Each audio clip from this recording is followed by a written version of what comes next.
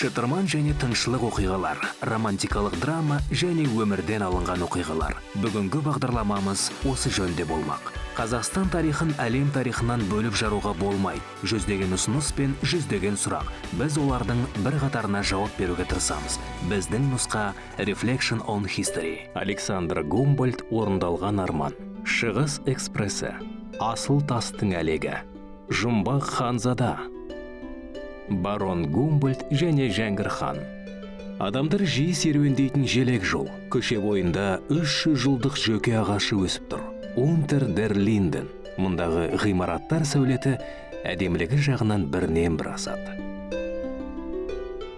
Берлиннің кафедралдық шіркеуі Цейхгаус бүгінде тарихи мұражайға айналған. Барокко нақышында тұрғызылған ғимарат бұрын патша сарайы болса, бүгінде ғылымға есік ашқан. Ағайынды Гумбольдттар есімін еленген Берлиннің көне университеті. Оның негізін Вильгельм қаласа, Александрдың арқасында бұл білім ордасы кең танылды. Бұларды әлемдік деңгейдегі тұлғалар деп айтуға болады. Ньютон физика саласына қандай үлес қосса, Гумбольдт география саласы бойынша артына өшпес із қалдырды. Оның алғашқы маңызды саяхаты Американың ғылыми негізде ашылуы деп аталады. Ғалым Амазонка жағалауынан ұзамай тұрып-ақ келесі экспедиция жайлы армандаған. Ол Азияны көруді армандады. Барлық түбек, құрлық, планета белгілі еді. Ал Азия оның ішінде орталық Азия құпиясы мол аймақ болатын. Кәрі құрлық халқы Азия жайлы көп біле бермеді. Тек Геродот, Марко Поло, Рубрук және Карпенидің бірнеше ғасыр бұрын жазып кеткен еңбектерінен оқып білді. Ол осынау саяхатты 30 жыл күтті. Қазақ зүбәржаттары, немістің Жұмбақ ханзадасы және қазақ ханымен кездесу. Азия біздің назарымызды еріксіз өзіне аудара береді. Бұл аймаққа саяхаттау тәтті ұйқы секілді бізді еліктіріп барады. Александр Гумбольдт. Біздің аймақ оның назарын аударды. Бұл тектен тек емес. Көрсетілген сый құрмет мейманға ұнай қоймайды. Ол тау-тас таралғысы келген. Ал мұнда оның көңілін көтеру үшін дастархан жайылып ойын-сауық ұйымдастырылды. Ол барлық салаға көңіл бөлді. Жасы 60-ға жетсе де ғылыми сараптама жасауды тоқтатқан емес. Кейін ол орталық Азия деп аталатын кітап жазды. Бірінші тарау. Шығыс экспресі. Бүгін студенттер демалып жатыр. Музыка ойнап жұрт суретке түсіп жатқандықтан мұнда тынығу мүмкін емес. Көне ғимараттар сыр шертеді. Міне, кәрі академик өзін қадірлейтін жастардың ортасында тұрғандай. Гумбольдттың оқыған дәрісін тыңдау үшін 1000 студентке дейін жиналатын. Жалпы бұл оқиға қалай басталып еді? Оның мақсаты көпке дейін орындалмады. Тек жасы 60-қа жеткенде ғана аңсаған биігін бағындырды. Бірде университетке Петербордан қызық хат келді. Ресейдің қаржы министрі Гумбольдттың ақылына жүгініп, платинаны тиын соғуға пайдалануға бола ма деген сұрақ қойған. Ғалым Колумбияның сәтсіз тәжірибесін алға тарта отырып, платинаны пайдаланбауды ұсынады. Министрмен таныстық осылай басталған. Келесі хат Гумбольдтқа қуаныш сыйлады. Онда патша Алтай, Орал кен орындарына сараптама жүргізуді өтінген. Экспедиция ұйымдастыру ғалымның арманы болатын. 1829 жыл. Ресейдің ғылым академиясы үлкен Сібірге саяхат жасау үшін неміс ғалымын арнайы шақырады. Ол кезде Гумбольдттың жасы есейіп, жиған білімі мен тәжірибесі де молайған шағы еді. Құрметті қонақ кедендік тексеруден босатылды. Елді еркін аралау құқына ие болды. Санкт-Петербор Николай I-мен кездесу, экспедицияға қомақты қаржының аударылуы. Кейін ақшаға байланысты ұмытылмас оқиға болады. Жол, Тобыл, Өскемен қалаларын басып өтті. Ғылыми керуен шаһарға тамыздың 13 күні таңертең кіріп келді.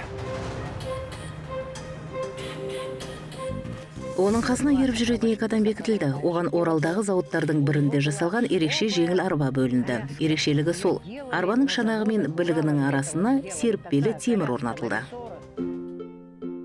12.000 шақырым жерді тоқтаусыз жүріп өту үшін арба арнайы жасалған. Жеңіл арбалар тізбегін тамашалау үшін жергілікті жұрт көп жиналды. 1804 жылы Өскемен қалаға айналды. Қала халқының саны аса көп емес еді. Население города было очень небольшим. Көшені жағалай бір қабатты үйлер және тас қамал тұрғызылған. Кентті француз Леанкур басқарды. Меймандарға таққа отырған тұлғаларда ерекше құрмет көрсетілді. Густав Роза академик Гумбольдтпен бірге саяхатқа шықты. Жолаушылар Накаряков деген көпестің жақсы қарсы алғандарын жазған. Дастарханға тіпті аққайнар Еуропа шарабы қойылыпты. Были удивлены, когда на столе увидели шампанское, европейские вина. Ресми шаралар Гумбольдты аса қызықтыра қоймады. Энциклопедист ғалым географиядан бөлек тау кенісі, минералогия, ботаника, тарих және этнографияға көңіл бөлді. Кен орындарында шахтаға өзі түсіп өзгелерді таң қалдырды. Абылай кетті, шоқыларды зерттеді. Өзі ұсынған орталық Азиядағы жанартау теориясына дәлел іздеді. Гумбольдт оңтүстік Американы шарлағанмен Тянь-Шаньға табан тимеген еді. Ол мұны бұрын жанартау атқылайтын тау деп санаған. Оның теориясының бұрыстығын Семенов Тянь-Шаньский әшкерелеген. Шын мәнінде мұнда ешқандай вулканизмнің жоқтығы Семеновқа дейін ақ белгілі болған еді. Доходили, что никакого вулканизма там нет. Гумбольдт Өскеменде жүргенде декабрист Степан Семеновпен танысып, ол ғалымға еріп жүретін топ құрамына енгізілген еді. Степан Семенов көзі ашық өте білімді адам болған. Сондықтан Гумбольдт патшаның қабылдауында болғаннан кейін Сібір мен Алтайға саяхаттаған соң оған көмектесуге ықылас танытады. Путешествие по Сибири, по Алтаю решил помочь каким-то образом, наверное, Семенову. Шалғайдағы аудандардың бірінде білімді бір талай адамға жолыққанын, солардың арасында жер аударылған декабристің бар екенін айтады. Осы мәлімдемеден кейін Семеновқа бақылау күшейгенімен кейін губерния басқармасында кеңесші болып орналасады. Бұл алда болатын оқиға, ал оған дейін ғылыми керуен ертісті жағалай саяхаттайды.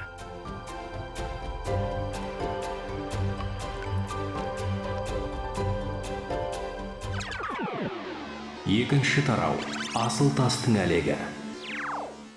Семейге орыс офицерлері нағыз құмсалғыш деп ат қойған. Қалаға осы атау келетін сияқты деп жазды 1885 жылы Джордж Кеннел. В 1885 году Джордж Кеннел.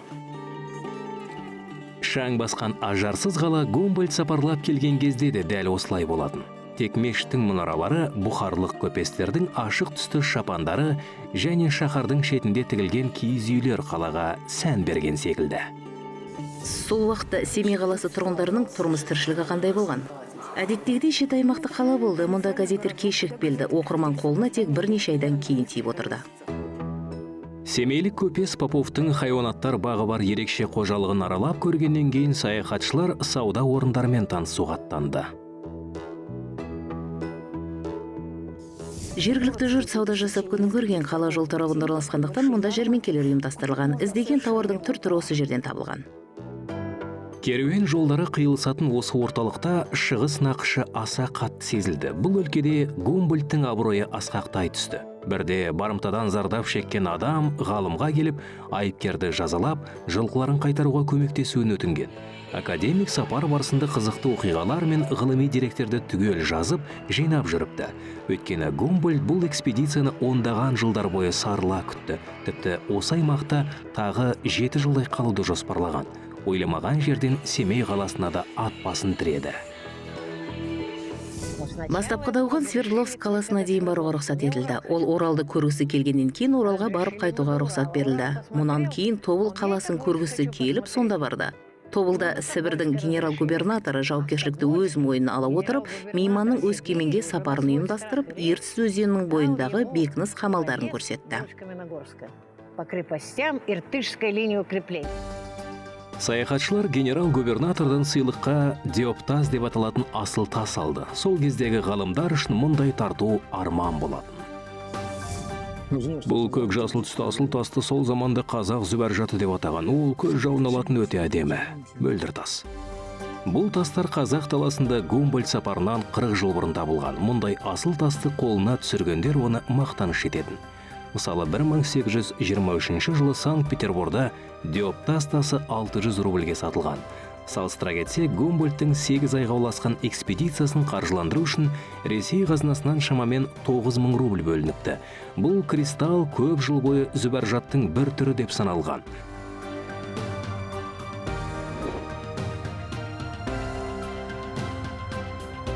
Бағалы сыйлықтарға ие болған неміс саяхатшылары сапарын әрі қарай жалғастырды.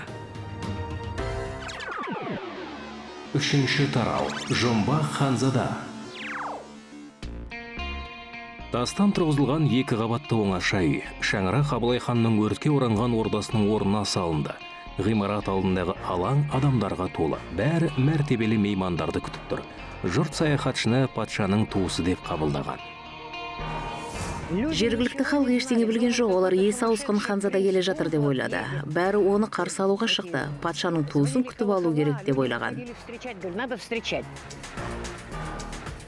1829 жылдың 17 тамызы, шамамен түскі уақыт. Тарихи дерек Петропавл жылнамасында жазылған.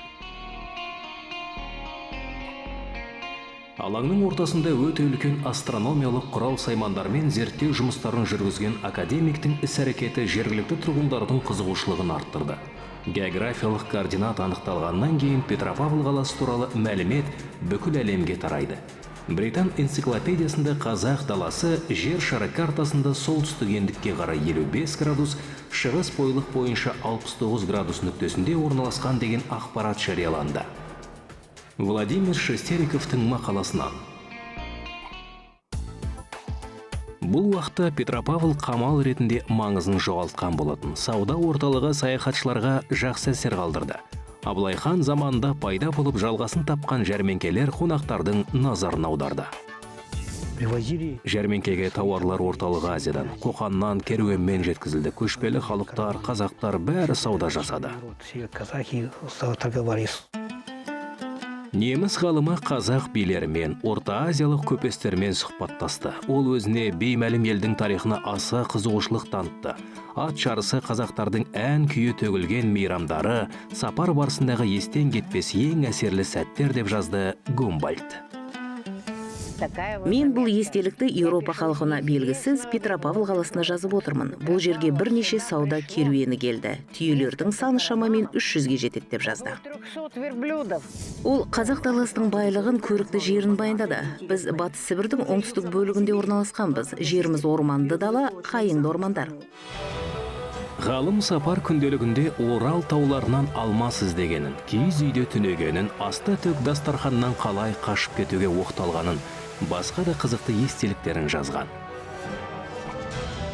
Біз Санкт-Петербордан 12.000 шақырым ұзақ шығып саяхатымызды осы жерде аяқтадық. Тобылдың оңтүстік шығысын алып жатқан далаға Семей, Омбы, Петропавл, Троицк, Орынбор және Орал қалаларына жасаған сапарымыз бізге өте жақсы әсер қалдырды. Александр Гумбольдттың хатынан үзінді. Жолдың ұзақтығы, келген уақыты, жергілікті ауа райы, басқа да нақты көрсетілген деректер Гумбольдттың экспедициялық жазбаларында түгел қамтылды. Оның ұқыптылығынан немістің тәртібі аңғарылады. Таң қаларлығы сапар барысындағы жайттар түгел қағазға түскен. Патшаға экспедиция жайлы толық мәлімет ұсынылған. Қанша қаражат жұмсалғаны дәлдікпен көрсетілген. Артық ақша қазынаға қайтарылған. Средства не использованы, вернул казну. Араға 12 жыл салып Парижде Орталық Азия атты 3 томды ғажап кітап жарық көрді. Басылым көпшілікке кең тарады. 1841 жылы шыққан академиктің Орталық Азия атты кітабы көптеген ғалымның қызығушылығын оятты. Оқымыстыларға шабыт сыйлады. Өзін танығысы келгендерге бағыт-бағдар берді. Біздің ғалым Шоқан Уәлиханов та Гумбольдттың жазбаларын оқып қатты әсерленген. Чокан Уәлиханов тоже находился под сильнейшим влиянием учения Гумбольдта. Эпилог. Барон Гумбольдт және Жәңгір хан. Мен Каспий теңізін көрмей бұл өмірден өте алмаймын деп жазды Гумбольдт. Экспедиция белгіленген бағыттан ауытқып Орал арқылы Астраханьға барған. Неміс ғалымы Қалмық князі Түменовтің шаңырағында осы үйге қонаққа келген Жәңгір ханмен кездесіп қалады. Хан қонақтардың Бөкей ордасына жолы түспегеніне өкініш білдіреді.